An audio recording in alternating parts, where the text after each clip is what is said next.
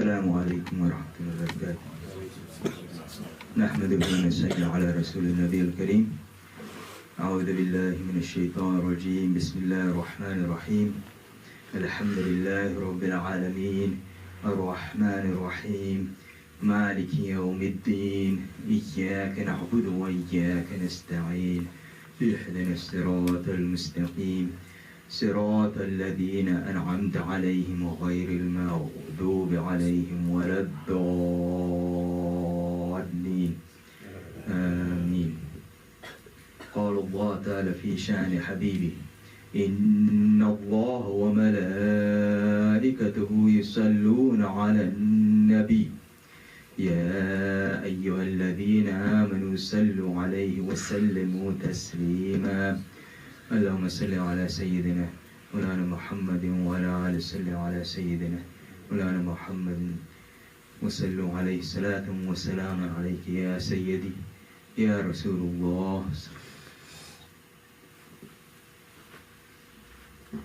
Last week we sort of spoke about wilayat, or the concept of wilayat, the friendship of Allah. Of course, Allah subhanahu wa ta'ala, He mentions His friends in various places throughout the Quran, and also the characteristics of His friends. So, I'm going to get adjusted to this. And one of the characteristics that He gives of His friends is لا خوف عليهم ولا هم يحزنون. That for them, those who are His friends, there is no fear and there is no grief.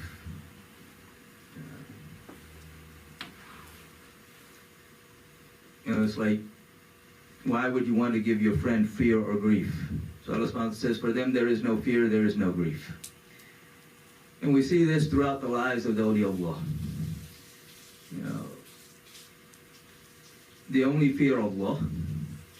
And the fear of Allah, of course, as we understand taqwa, is a very different fear.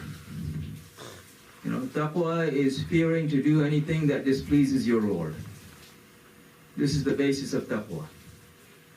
And this is also why the essence of taqwa is related to our conduct and our attitude towards Rasulullah sallallahu alaihi wasallam. You know, because the lover can forgive things against himself, but he does not forgive things against his beloved. So Allah subhanahu wa ta'ala does not forgive violations against Rasulullah sallallahu alaihi wasallam.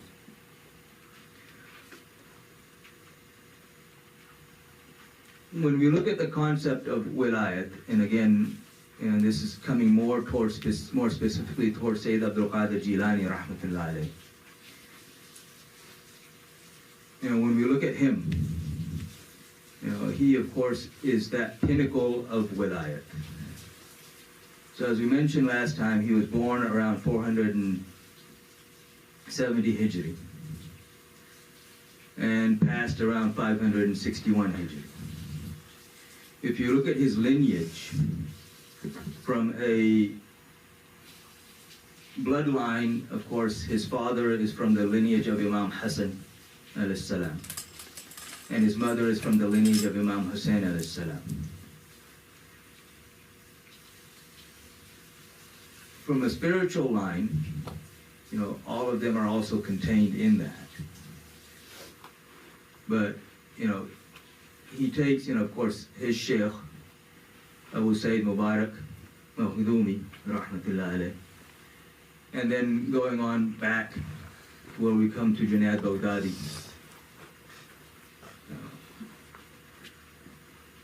But there's always that connection with Ahlul Bayt. Of course, he himself, Sayyid Abdul Qadir Jilani rahmatullah himself, is Ahlul Bayt. When we look at like Junaid Baghdadi, he is the student and disciple of his uncle, Sarri Sibti, who is the student and disciple of Maruf Barkhi.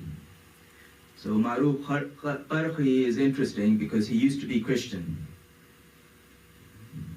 As a young boy, he was a Christian. He set out to study his religion. You know, his parents sent him off to study Christianity. When he came back as Muslim. because along his travels he met Imam Ali Rida. So of course Imam Ali Rida is the son and student of his father, Imam Musa Qadir, who is the son and student of his father, Imam Jafar Sadiq. So Ma'ruf Kharqi, he accepts Islam at the hands of Imam Ali Rida, studies under him, and also at one point studies under great Sheikh Dawood Tay. If you look at all of them, again, it comes back to that connection with Ahlul Bayt.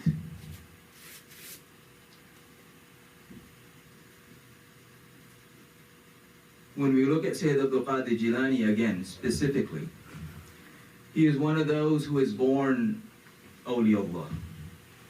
You know, Allah subhanahu wa ta'ala gave this gift to him. As we've talked about before, everything is the fadl of Allah. Everything is the blessing and the gift and the grant of Allah. We have certain things that are his fadl in lieu of what we have done. Fadl jazai. So I do something, and in response, or as recompensation for that, Allah subhanahu wa ta'ala gives me something. You know, like when we talk about, oh, if you say subhanallah so many times, and Allah subhanahu wa ta'ala plants so many trees for you in Jannah and all of these things. So I did something, and in place of that, Allah subhanahu wa ta'ala gave me something. But Allah subhanahu wa ta'ala also gives just because he gives. You know, fadl ikhtisasi. If you look at all of the prophets, this is their category. There is no prophet who became a prophet because of something he did. This was the issue, again, Shaitan had with Adam alayhi salam. You know, Shaitan has worshipped Allah for so many times, for so many years. This is before he is Shaitan. So he goes from becoming Azazil to Iblis.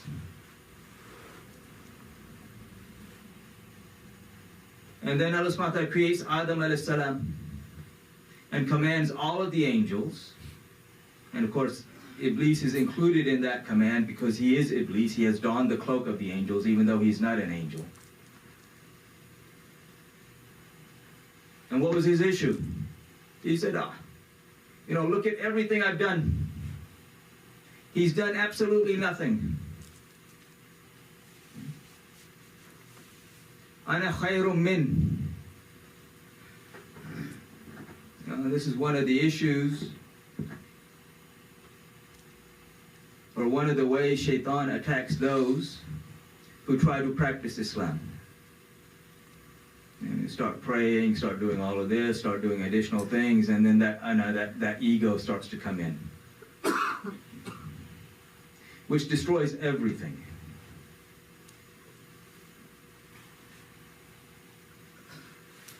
And not just the ego, because that ego comes with jealousy.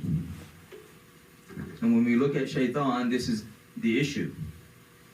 That was the issue. I'm better than him. He hasn't done anything. Look at everything I've done. Why him and not me? That was the real issue.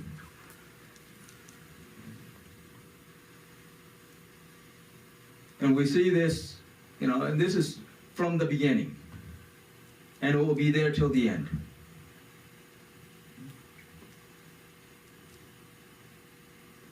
And this is the issue that a lot of people have when you talk about the awliyaullah. If you really get down to the bottom of it, you know, the bottom line isn't that, you know, is the real issue is why them and not me? So then they deny that their position.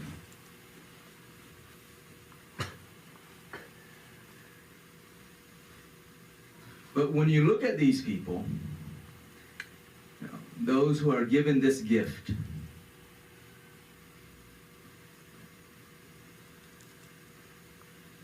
if you look at their lives show you that they were worthy of it. They held up that gift. You know, they didn't waste it. And the bigger the gift, the bigger the responsibility. And when you look at the lives of the awliyaullah, the bigger the gift, the more they upheld that responsibility.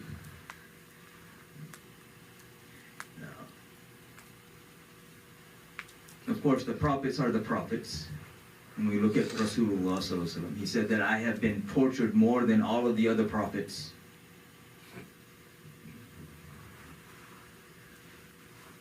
And yet we see how he held up the responsibility that he was given.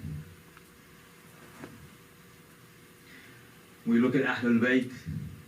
We look at Imam Hassan alayhi salam. He hands over the rule. And not just any rule. He hands over the rule of a kingdom that was 1/3 of the known world. He walks away. Why? Just so that the blood of the Muslims would not be spilled.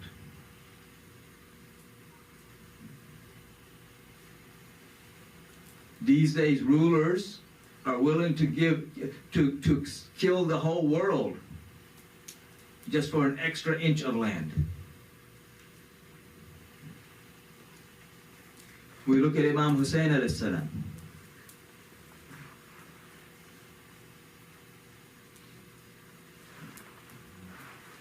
He stands up, uncompromising his position, his morals, his values. I mean, he could have simply said, okay, fine. That's all they wanted, was his approval. Just his word. But he understood the position that he stood in.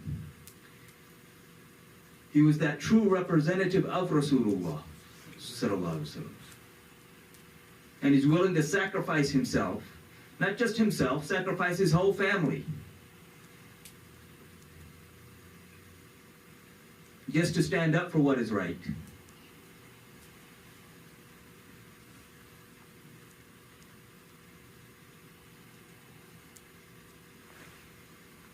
You know, we look at all of them and the sacrifices that all of them made. And we should reflect upon ourselves.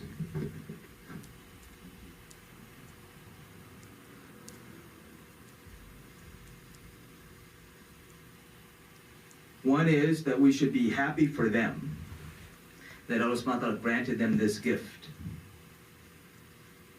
But we should take lessons from their lives as to how they upheld and honored those gifts. You know, like with Syed Abdul Qadir Jilani, rahmatullahi alayhi. You know, a lot of people, they'll talk about how wealthy he was. You know, he never wore the same clothes twice. They forget to tell you that he never had more than one set of clothes at a time. So the next day he would change his clothes, but then he would give those clothes to someone in need. Which is also a source of joy for the one getting it, because these were clothes worn by him.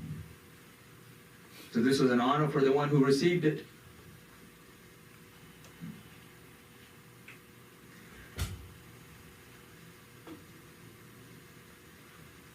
You know, it's interesting that during his time, it was toward the end of the Abbasi kingdom. As you know, it's not Khilafah. Khilafah ended with Imam Hassan alayhi salam. These are all kings. So the Abbasi kingdom, it was toward the end. But the king realized that people gave more gifts to Syed Abdul Qadir Jilani than was in his treasure, than his treasury. And of course, kings are kings. You know, their focus is always on the money and the power and the control. Allah subhanahu wa ta'ala has placed the real power and control in different hands. The real ruler is the one who rules the hearts.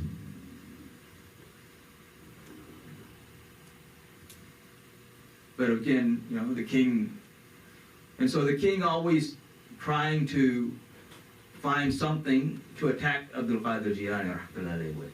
And of course they couldn't find anything. they would offer him many things. And these are the true awliyaullah. When they would ask him to come to his court, he said, look, I don't come to the courts of the kings. I am the servant of Allah. And I'm in the house of Allah. If you want to visit me, you visit me here. Of course, these days, you know, the ruler, the king, the president, the prime minister, whoever calls, everybody goes running.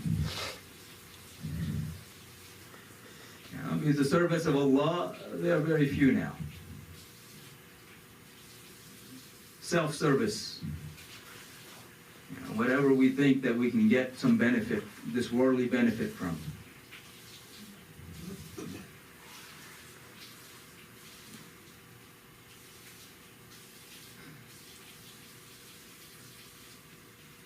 As I mentioned last week, you know, he was Hufaz of 18 juz of the Quran as he was born.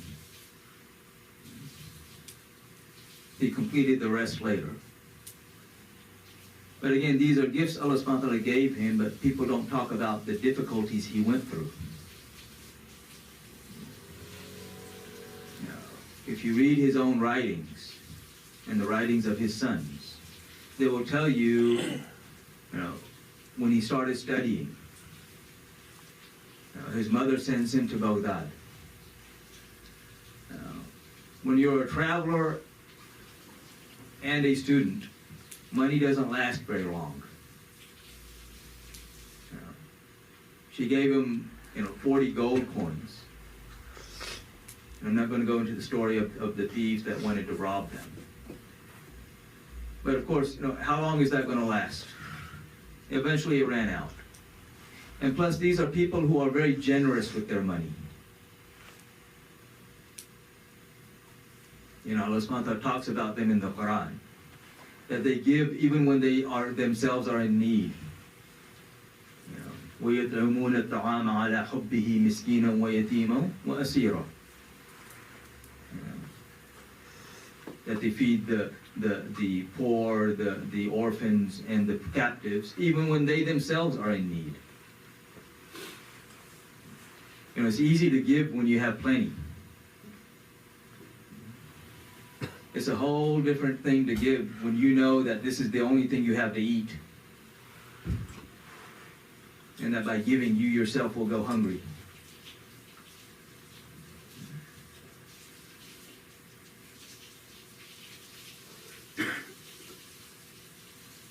I'm talking about these things, about them. Allah subhanahu wa ta'ala in the Quran, He orders us, Inna Allaha ma'as sadiqeen, that be with those who are truthful. People will complain that, all the good people, they're dead. Allah subhanahu wa ta'ala does not command anything that's impossible. And the command is a continuous command here, not just a certain time, which means that there are always those people. And we see that. Whether we acknowledge it or not, we are seeing it.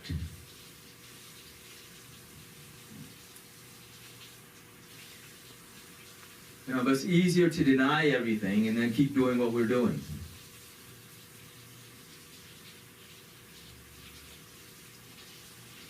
So when his money ran out, he says that the students, they would go to the jungle because there's some place there where, they could find, vegetables and things that were growing naturally in the jungle. And they would eat. And he says one day, he went there to get something to eat because he hadn't eaten in days. And he saw other students there, other seekers of knowledge. And he felt ashamed, that they are looking for food. Maybe I will eat something that they could have eaten. So he leaves, hungry.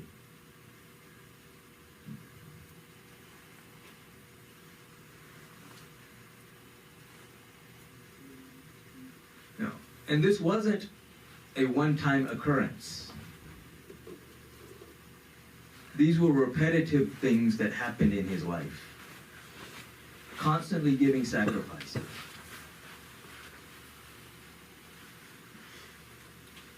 Constantly, being under the scrutiny of the kings. But then, when you look at their lives, these are people who pass these tests because they are doing what they are doing solely for the pleasure of Allah and His Messenger. Sallallahu Alaihi Wasallam. Period.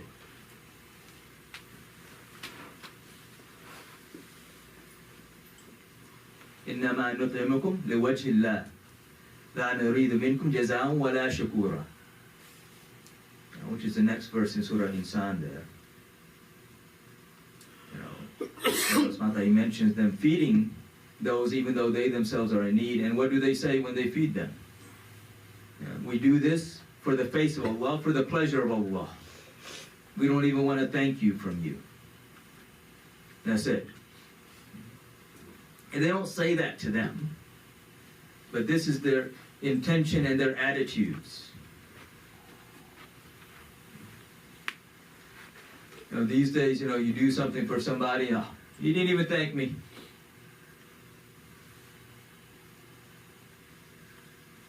This is our attitude. Because we do everything for our own nafs. Expecting a thank you, what's that? Builds up my ego. I've done something good.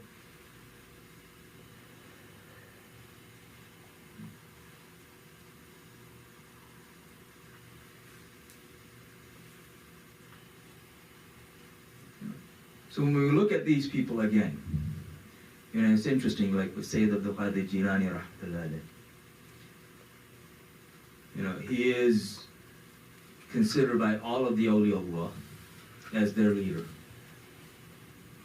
Not just for then, but for today as well. It doesn't matter whether, which chain someone belongs to, whether Naqshbandi or Qadiri or Chishti or Sohwardi or Shadli or Jilani or any of the others, or Tijani. All of them accept him as their leader.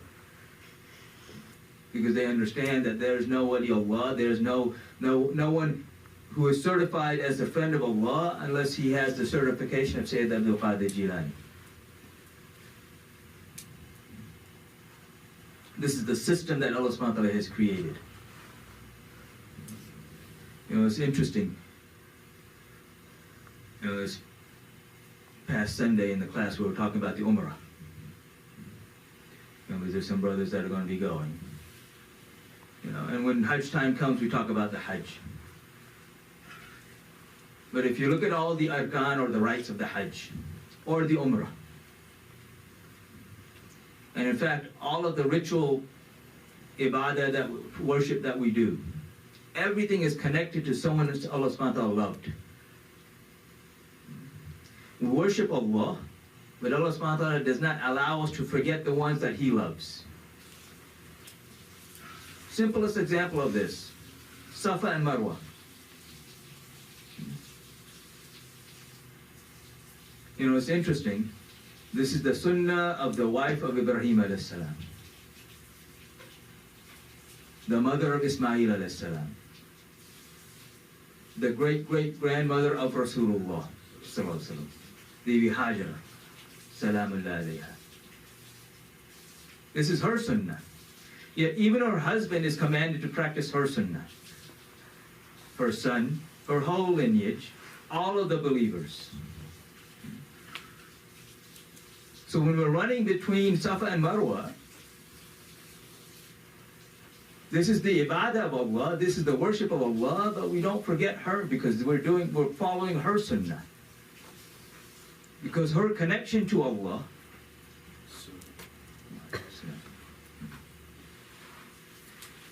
and her connection isn't just any connection.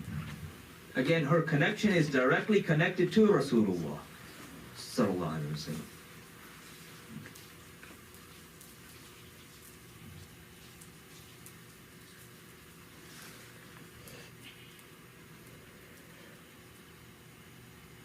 So when we look at again, the life of Syed Abdul Qadir Jilani, rahmatullah.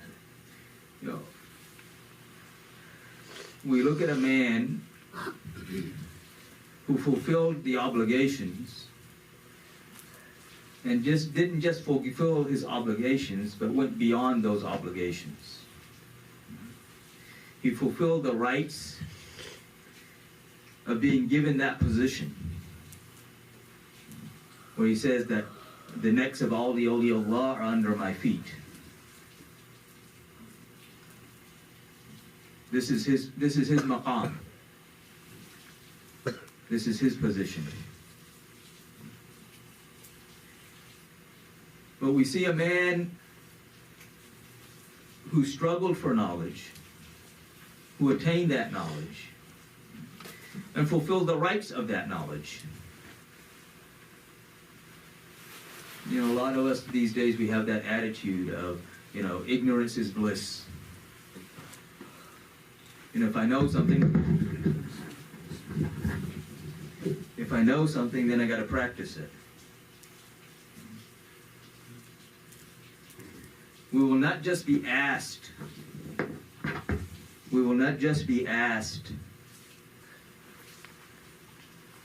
about the knowledge, but we will also be asked how we practice that knowledge.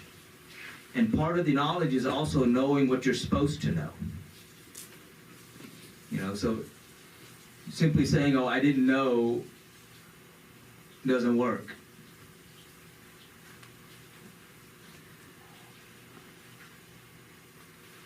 And true knowledge,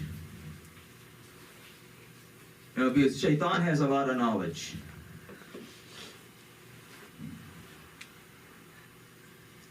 You know, there are many deviants who have a lot of knowledge, and throughout history we see them. You know, it's interesting, you go to a lot of the universities here, the director or the head of the Islamic Studies section is some Christian or some Jew who can quote the Quran and quote Hadith. You know, no problem. Plenty of knowledge. Doesn't do them any good. True knowledge is that knowledge which connects us to Rasulullah sallallahu alaihi wasallam. True knowledge is that knowledge which makes us grow in awe of Rasulullah sallallahu alaihi wasallam. Allah subhanahu wa ta'ala does not accept any other kind of knowledge.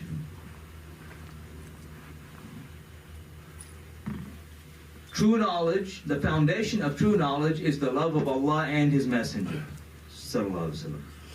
And true love makes one blind and deaf. That he is blind to any shortcomings in his beloved, and he is deaf to hearing anything against his beloved. This is why Hassan bin Thabit, radiallahu anhu, what does he say? He says, خُلِقْتَ مُبَرَّمْ مِنْ كُلِّ عَيْبٍ, that you are created without any faults.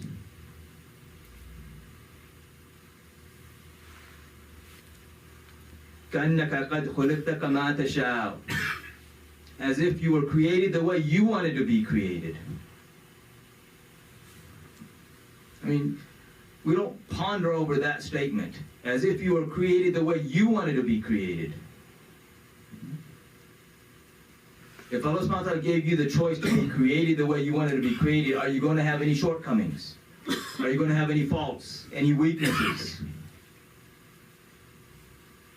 No.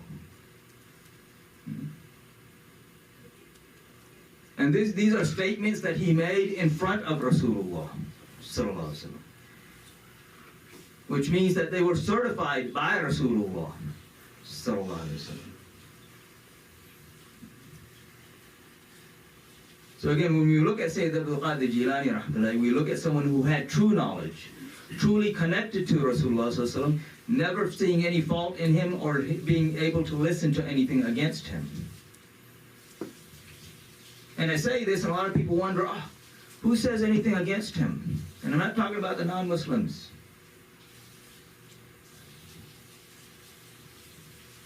I'm talking about those who always challenge his knowledge, those who always challenge his authority. You start praising him and, something, there's a, they're so uneasy. Like you've committed some type of shirk.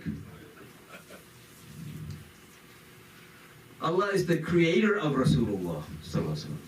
He is not only the creator of Rasulullah sallallahu alaihi wasallam, he is the lover of Rasulullah sallallahu alaihi wasallam. He himself created his own beloved.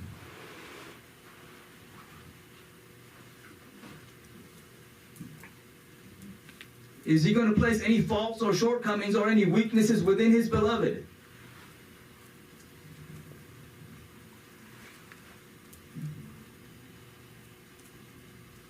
Time's up. So, inshallah, we'll start talking about some other things next week, inshallah. May Allah subhanahu wa ta'ala fill our hearts with his true love and the true love of his beloved Prophet Muhammad sallallahu alaihi wasallam, his family, his companions, and all of those whom they love. May he give strength and victory to our brothers in Gaza and Palestine and wherever the Muslims are being oppressed over their oppressors. Those who have not made sunnah, go ahead and make sunnah.